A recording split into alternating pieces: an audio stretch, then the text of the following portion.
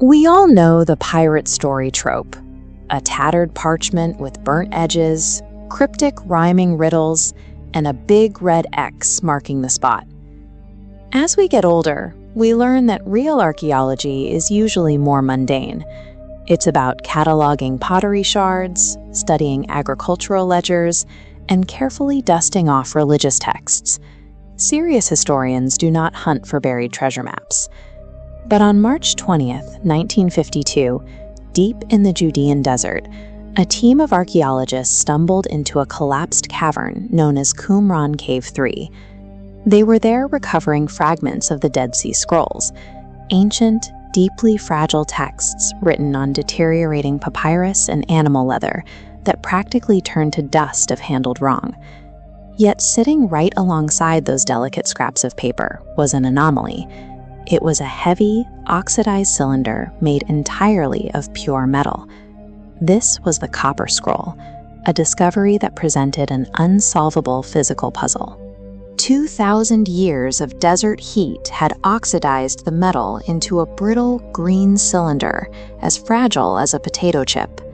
For 3 years, the scientific community sat in a state of inaction, terrified that unrolling the artifact would shatter the very mystery they were desperate to solve. The impasse finally ended in 1955 at the Manchester College of Technology. Professor H. Wright Baker designed a bespoke, ultra-fine circular saw specifically to perform surgery on the ancient metal. With agonizing precision, Baker sliced the cylinder into 23 separate curved strips. When scholar John Marco Allegro translated the strips, he found a blunt accounting ledger.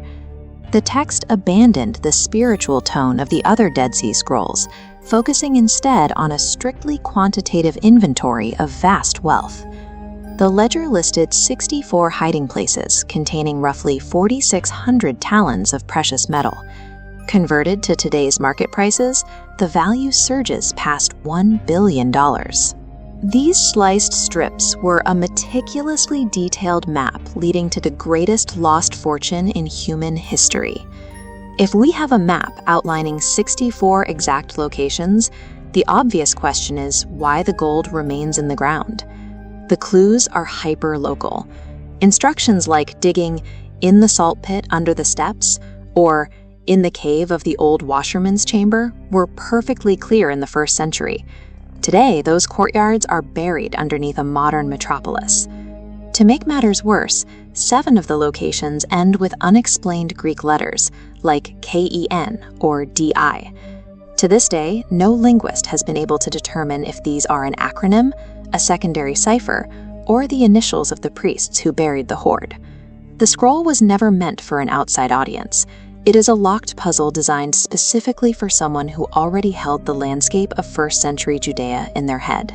To understand why the hoard was buried, we have to look at 70 AD, the climax of the First Jewish-Roman War. As the legions of Titus marched on Jerusalem, the high priests of the Second Temple realized their city was doomed.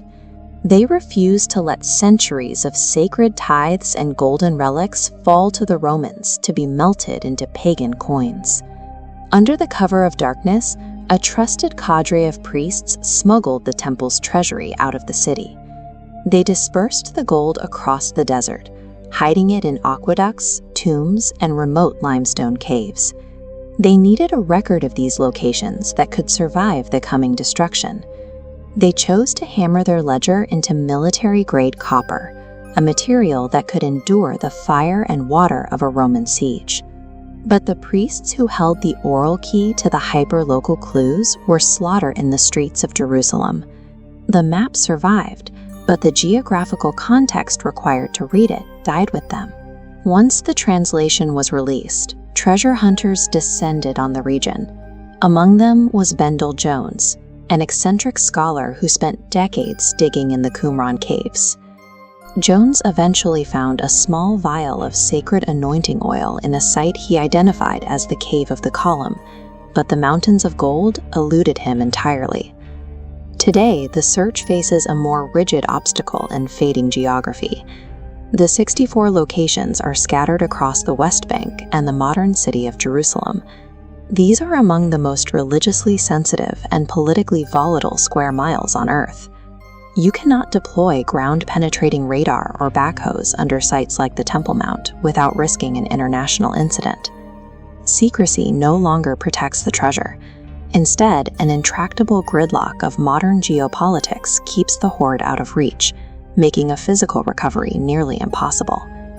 This lack of discovery has led some historians to suggest the billion-dollar hoard never existed.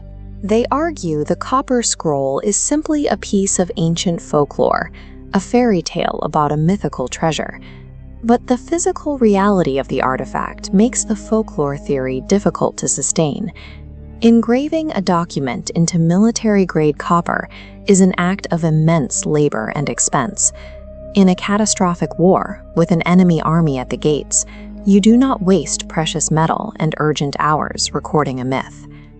Today, the scroll sits in the Jordan Museum in Amman, its ancient letters staring out from behind bulletproof glass. The copper scroll is a physical witness to a fortune waiting in the dark. It provides the map and the keys, leaving the gold hidden until someone can bridge the 2,000-year gap between its hyper-local clues and the landscape of the present.